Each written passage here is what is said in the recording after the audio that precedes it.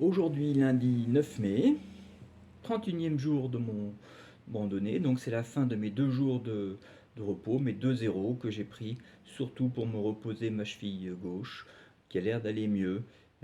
J'ai pratiquement peu marché pendant ces 2 jours, pratiquement pas. Euh, j'ai changé de chaussures, donc j'ai encore un peu mal, mais j'espère que ça va aller demain sans avoir besoin de prendre d'anti-inflammatoire. Alors la suite. Donc demain matin, je voudrais partir assez tôt pour Ghost Ranch. Alors Ghost Ranch, c'est pas une ville, c'est un centre de retraite spirituelle, hein, euh, qui est perdu au milieu du désert. Et j'en ai pour 87 km. Et puis quand même 1500 mètres de dénivelé positif. Donc ça va commencer à monter et dans ces étapes-là, je pourrai commencer à trouver de la neige. Donc je pense que j'en ai pour 2 jours et demi. Là-bas, il y a pas de chambre, mais il y a un terrain de camping et on peut manger dans une cantine. Donc c'est sans doute ce que je ferai. Même je pense pas prendre un zéro. Je verrai commencer, mais j'ai pris 2 jours de zéro là, donc ce n'était pas la peine d'en prendre encore un autre dans 2 jours et demi. Ensuite, de Ghost Ranch, après j'en ai pour 154 km pour arriver à Chama. Donc Chama, c'est une ville, où là je prendrai sûrement un zéro, et je compte mettre 5 jours. Alors 154 km, c'est peut-être faisable en 4 jours, hein, si je fais 40 km par jour. 4 fois 40, ça fait 160, ça passerait. Sauf qu'il y a près de 4000 mètres de dénivelé positif pour monter à Chama. C'est le début des San Juan, des massifs des San Juan dans les Rocheuses. Et là, je vais sans aucun doute trouver de la neige. Donc je pense pas que je ferai 40 km par jour. C'est pour ça que je compte plutôt 5 jours. Donc nous sommes le 9 mai. Comme j'ai commencé le 9 avril, bah, ça fait juste un mois que je suis sur mon CDT. Donc j'en profite pour faire un point sur mes impressions, ce qui se passe, etc. Alors, ma Tramily, qui s'était un peu formée, les gens avec qui je marchais, bon, même si j'ai 95% du temps marché absolument tout seul, hein, des jours où j'ai rencontré absolument personne, mais bon, je rencontrais quand même en ville ou de temps en temps au cachao des personnes. Alors il y avait Coach qui m'avait bien aidé en me prêtant son téléphone de spare là quand j'ai perdu le mien. Eh bien Coach a pris 2 semaines de congé du CDT. Il va retrouver sa femme et bivouaquer dans le parc des Yosemite. Bah, donc Coach, je le reverrai certainement pas à moins qu'il me rattrape. Hein, il passe 2 semaines ailleurs et puis il revient ici à Cuba pour recommencer le CDT. Donc normalement je serai bien à l'avance. Team Tony, avec qui j'avais bien sympathisé, donc je les ai vus hier, ils sont repartis aujourd'hui, mais eux, ils parlent de s'arrêter à Ghost Ranch. Et de toute façon, ils n'iront pas plus loin que Chama après, puisqu'ils sont du Colorado, et donc tout le Colorado, tous les chemins du Colorado, ils les ont déjà fait, et donc ils ne veulent pas le refaire. Donc Team Tony, aussi, je vais les perdre de vue. Alors il y a Dallas qui randonnait avec Coach par du temps, je la connais moins bien. Je l'ai vue aujourd'hui, donc je suppose qu'elle doit partir demain, donc peut-être que elle, je la retrouverai sur la route. Kingo, Legs et Magic Mike sont loin devant.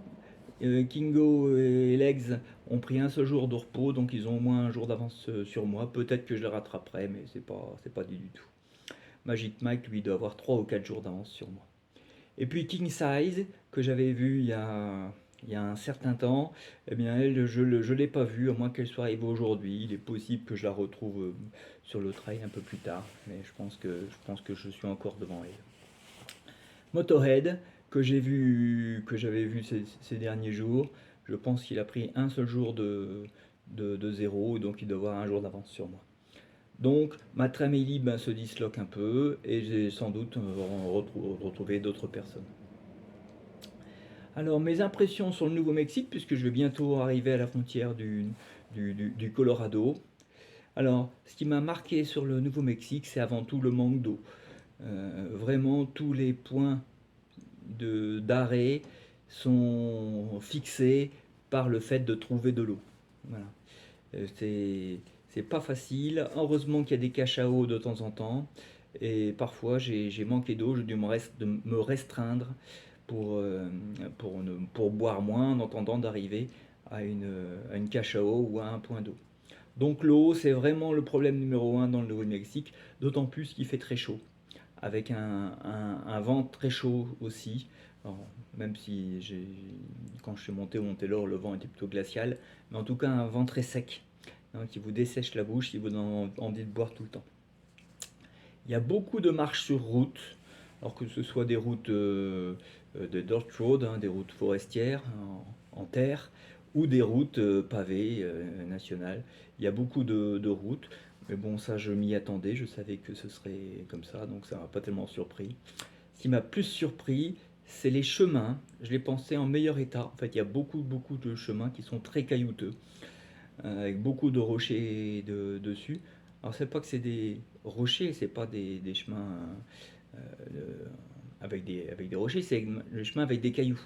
Donc, il suffirait d'enlever les cailloux pour que le chemin soit beaucoup mieux, hein.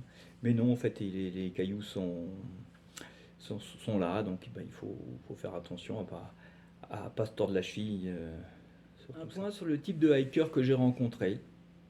Alors, soit c'était des hikers qui étaient plus âgés que moi, on va dire qu'ils avaient plus de 60 ans, souvent des gens retraités, hein, qui randonnaient un projet après retraite.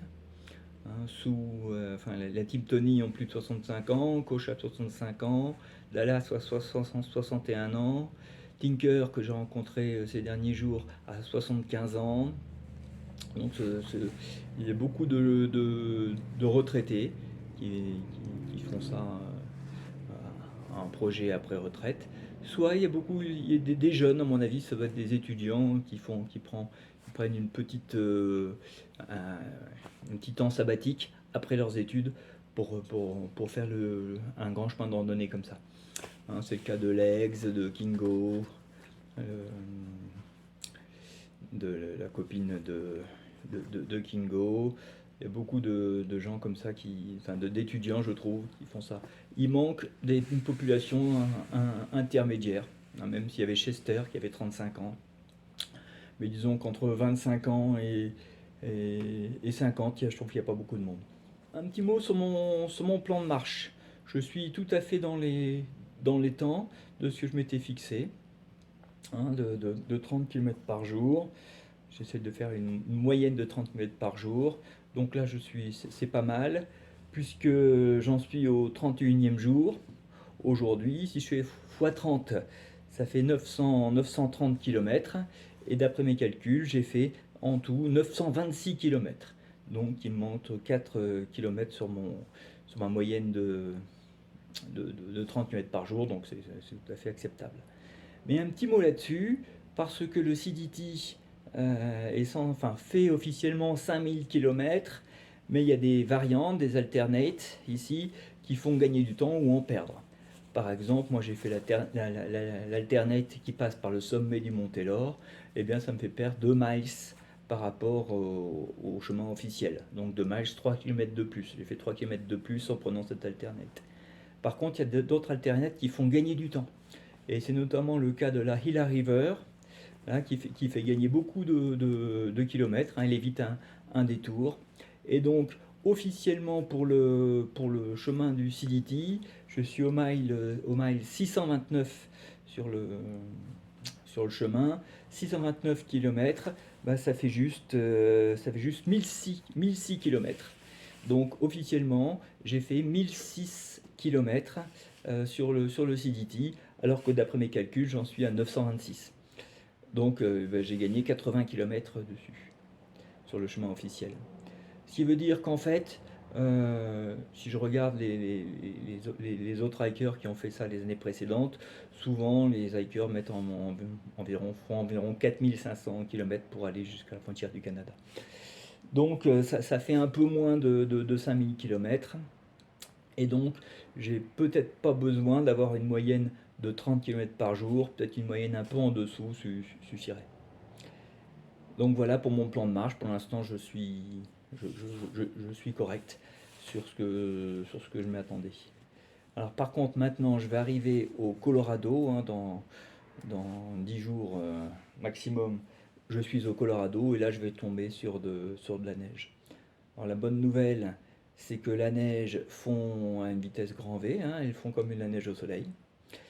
Et donc c'est plutôt pas mal. On se rapproche des années les meilleures en termes de neige. Alors c'est plutôt pas mal pour les hikers, c'est pas bien du tout pour la nature, hein. Il y a un manque d'eau crucial ici au Colorado, surtout au Nouveau-Mexique. Nouveau-Mexique, le mois d'avril a été le mois le plus sec depuis près de 50 ans. Et au Colorado, il y a un manque d'eau aussi. Enfin, pour moi, c'est pas mal parce que la neige fond très vite, mais il y aura encore beaucoup de neige. On dit qu'il ne faut pas aborder les montagnes du Colorado, le San Juan, avant le 1er juin. Alors nous, on est le 9 mai, si je suis dans une dizaine de jours maximum. Donc je serai dans les montagnes du Colorado vers on va dire le 20 mai maximum. C'est un peu trop tôt, normalement, d'après les études, et je devrais avoir beaucoup de neige quand même. Bon, je verrai bien ce qu'il en est. Alors un petit mot sur ma progression vers le nord. J'avais arrêté de compter parce que sans téléphone, je ne pouvais plus faire les calculs, mais donc maintenant je reprends. En fait, j'ai progressé de 4,5 degrés sur l'axe de la Terre. 4,5 degrés, ça correspond juste à 500 km. Hein, si je compte que le tour de la Terre fait 40 000 km, 4,5 degrés, ça fait 500 km. Donc j'ai progressé vers le nord de 500 km. Alors même si je dis que le CDT fait 5000 km de la frontière du Canada, mexicaine jusqu'à la frontière du Canada, évidemment il fait des détours. Et en fait si je vais en ligne droite, j'ai 2000 km à faire en progression vers le nord. Et donc si j'ai déjà fait 500 km, ben, ça fait que j'ai déjà fait un quart de ma progression vers le nord, vers le Canada. C'est pas mal. Sauf que au Colorado, il y a beaucoup de détours, on va même vers le sud, on suit vraiment les crêtes de la Continental Divide, et donc là, ma progression vers le nord va se, va se ralentir de beaucoup. Voilà, après un mois de CDT, mon moral est très bon.